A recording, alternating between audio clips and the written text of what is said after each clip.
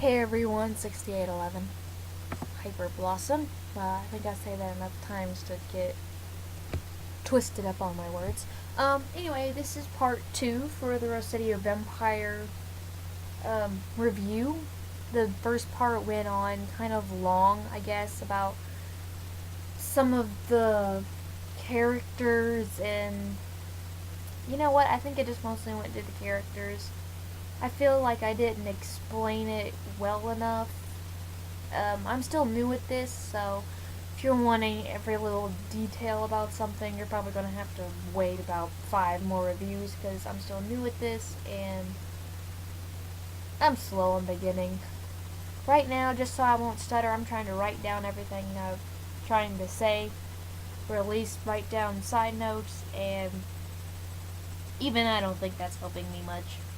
Either that, or I'm just going to have to come up with more things to say than just half a page. Wow, that gave away a lot. You know what kind of person I am now.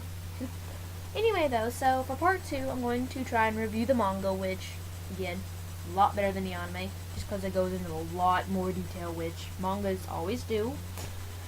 So anyway, I'm just going to go ahead and start off so we can have a bunch of time left over for anything else. So with the manga, it is an amazing story, I just have to say.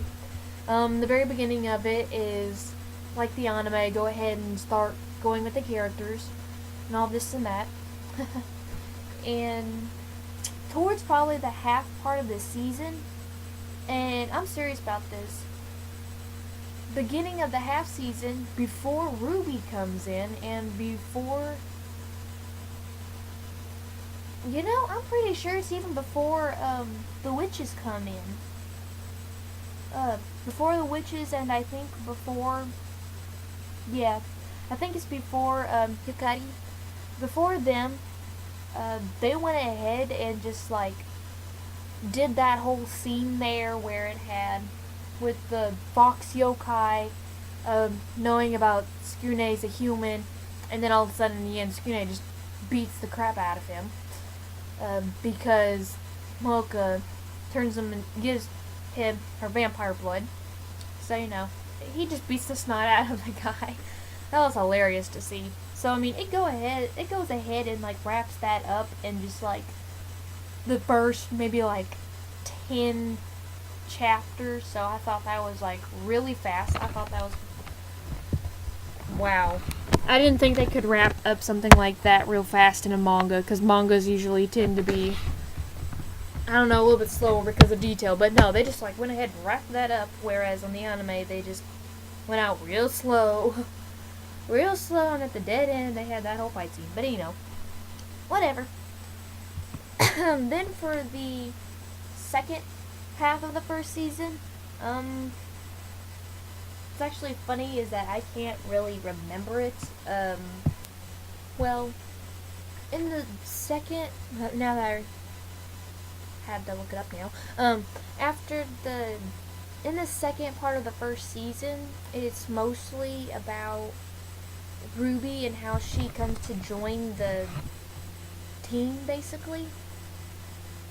It takes a long while for her to get cooperated. I think like in the anime it might have been like 2 episodes. In the manga it's like a whole volume and a half, so I already know how it was going to end up in the manga, so I was just kind of like dreading to read it because I already knew what happened out and all that. But once I got to reading through some of it and about Ruby and everything, I was actually really amazed from the different kind of storyline they had from the anime, because apparently in the manga, like, okay, I better back to the anime.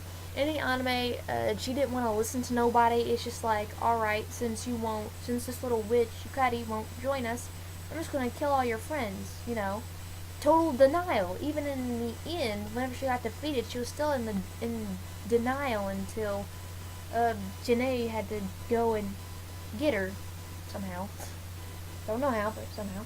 But in the manga, whenever she meets Tsukune and Yukari, and I guess I'm thinking here, I think she passed out, and so they take her in They're still in the human world though. They take her in though, and I don't know. It's like as soon as she meets Yukari and Skune, it's like she's willing to go ahead and be a part of the team. And right after that, she tells Skune about how she's known the person she's lived with all her life, and then ends up the person she was living with at the sunflower patch was like, all right, you don't like me anymore. I'm just gonna go ahead and do away with you.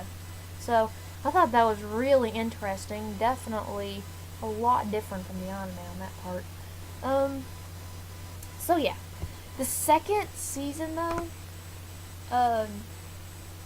for the second season that it goes into, that's when it starts getting really perverted, especially the first volume of the second season on the manga. It just goes ahead and flashes you for Kurumu.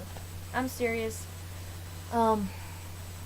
Like you've seen in the anime probably how this little fairy creature with a little mirror, I forgot what they are called, but it takes out the inner you and brings it to the outside of you.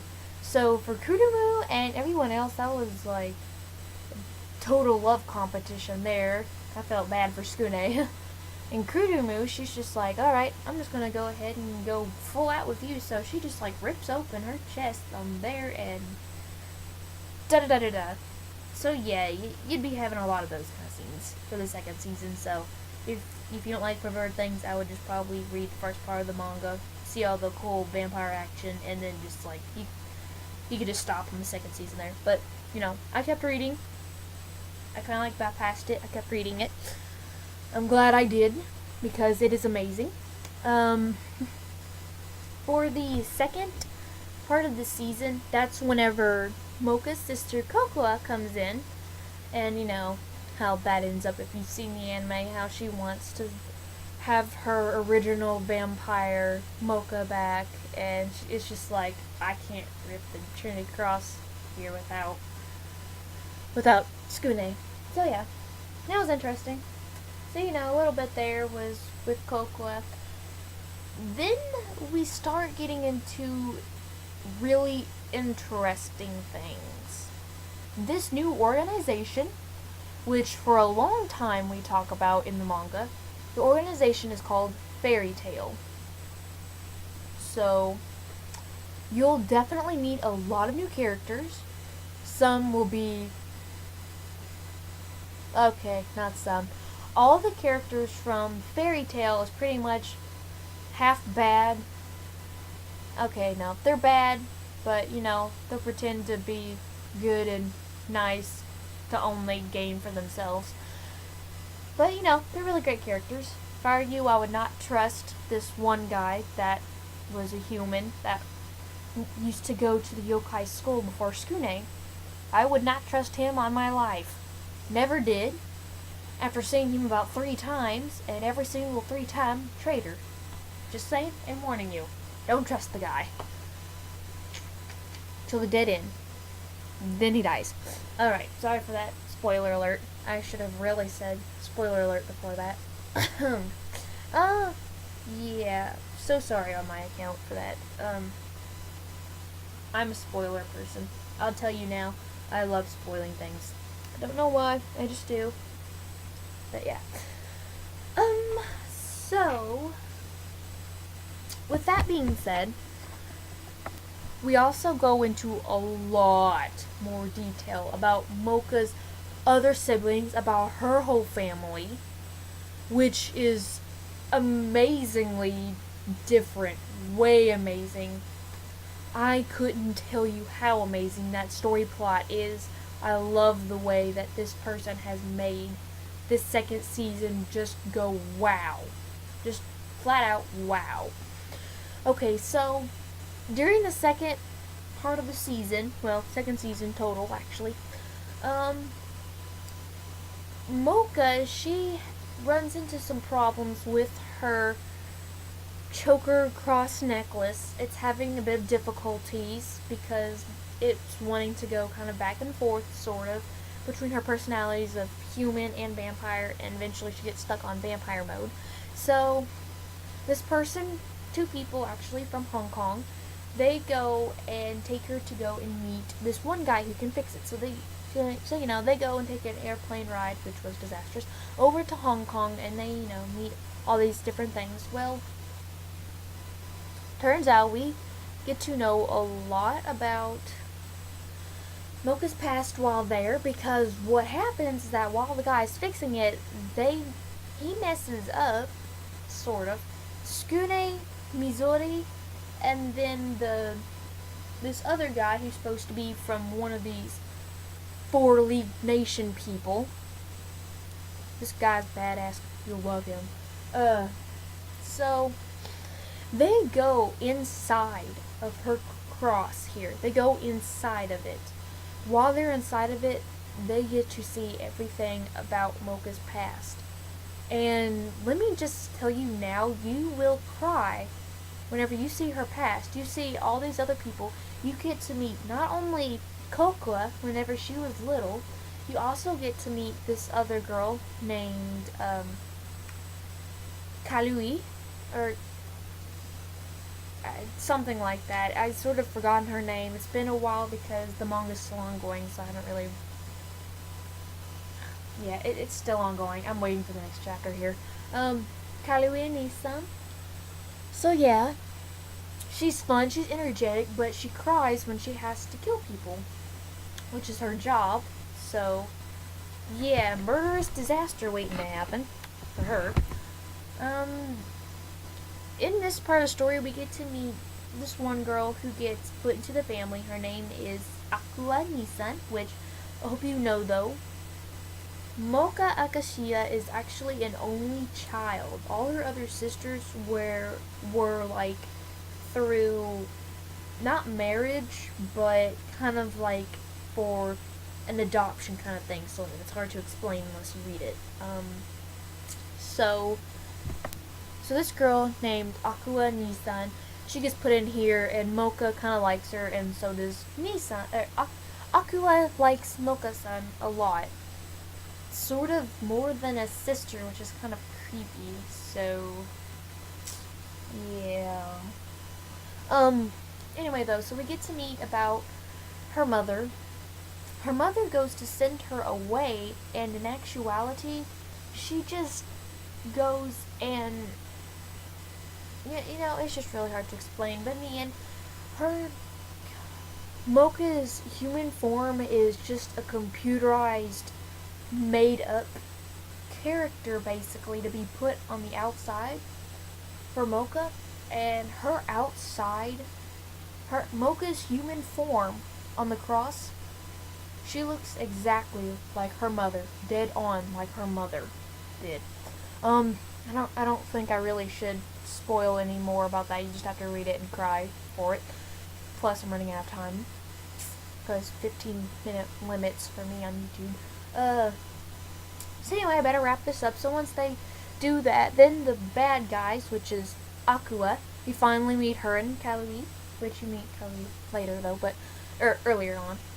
Akua, she comes to claim her sister Mocha back, so Mocha goes with her, and she gets held captive for about 3 months over on this floating island. So the whole team goes and builds themselves up, and what's really amazing is that Skune, he unleashes his vampire / ghoul side, and he turns out to get, because of some spell this other guy gives him, he's now able to have demonic powers to save Mocha, which is, a great change piece of things. So yeah, and if you really like Kurumu and Skune together, you'll really love whenever the 3-month period, whenever they're training. You'll love it. I swear you will. So, they go in to try and get her back, and they sort of do end up getting her back, and like Skune does a total love scene with Mocha on getting her back, because she's just like, no, I gotta protect Skune, when in reality Skune shows up, beats the living crap out of Akua, because he now has powers, and she's astounded, and she now wants to make him basically his mate, which is amazing. So, yeah. That's totally awesome. Anyway, So there you go. There's the anime and manga reviews. Because of short time, I gotta go. So goodbye. And I hope to see you next time I do one. Enjoy. 白銀の天を焦がしてたとえ心を開いても